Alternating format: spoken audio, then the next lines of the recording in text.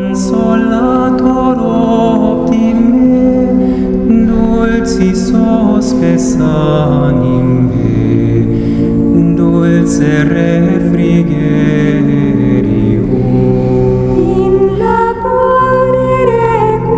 Hola a todo el mundo, mi nombre es Juan Manuel. Bienvenidos, esto es La Razón de Nuestra Esperanza. Entonces debemos ir más atrás de Jesucristo para entenderlo a Él y para conocer toda la revelación. Como vimos en los videos anteriores, al Señor Jesucristo lo conocemos primeramente por los libros canónicos del Nuevo Testamento. Pero si hay un Nuevo Testamento es porque hay un Antiguo Testamento. Ambos, el Antiguo y el Nuevo Testamento, constituyen lo que llamamos la Biblia. En el Antiguo Testamento está consignado que Dios se le reveló a un grupo étnico llamado los hebreos o los judíos, y de hecho Jesucristo pertenece a este pueblo. Y así como vimos que el Nuevo Testamento está compuesto por 27 libros, el Antiguo Testamento también está compuesto por 46 libros.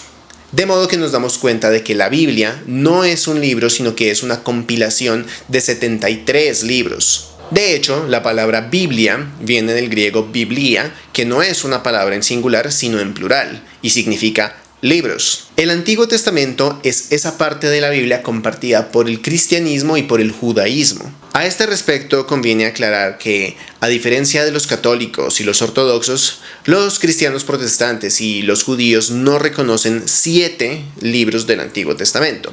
Los motivos y toda la controversia respecto a estos libros llamados deuterocanónicos tendrán su respectivo video en su debido momento. Por ahora, y en lo sucesivo, vamos a hacer un recorrido por el Antiguo Testamento, para lo cual conviene que conozcamos también su composición. Para esto resulta útil remitirnos a la denominación tradicional que los judíos le dan. Ellos lo llaman Tanaj, que es un acrónimo en lengua hebrea. La primera letra es una Tau, la letra inicial de la palabra Torah, que significa ley. La segunda letra se llama Nun, y es la inicial de Nevi'im, que significa profetas.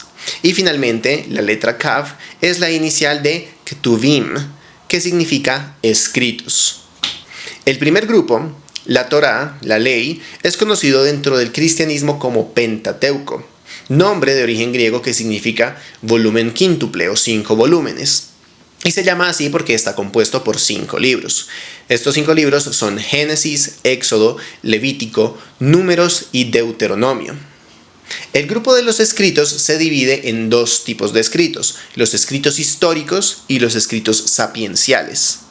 Dentro de los escritos históricos encontramos los libros de Josué, de Jueces, de Ruth, 2 libros de Samuel, 2 libros de Reyes, 2 libros de Crónicas, Esdras, Nehemías, Tobías, Judith, Esther y 2 libros de los Macabeos. El grupo de los escritos sapienciales contiene los siguientes libros: Job, Salmos, Proverbios, Eclesiastés, Cantar de Cantares, Sabiduría y Eclesiástico. El grupo de los profetas también se subdivide en 2, profetas mayores y profetas menores. Los profetas mayores son Isaías, Jeremías, Lamentaciones, Baruch, Ezequiel y Daniel.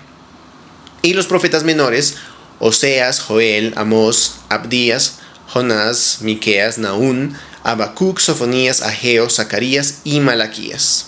En todos estos libros, escritos a lo largo de varios siglos y por varios autores, se consigna el caminar del pueblo hebreo a medida que Dios se les iba revelando, y ellos lo iban conociendo.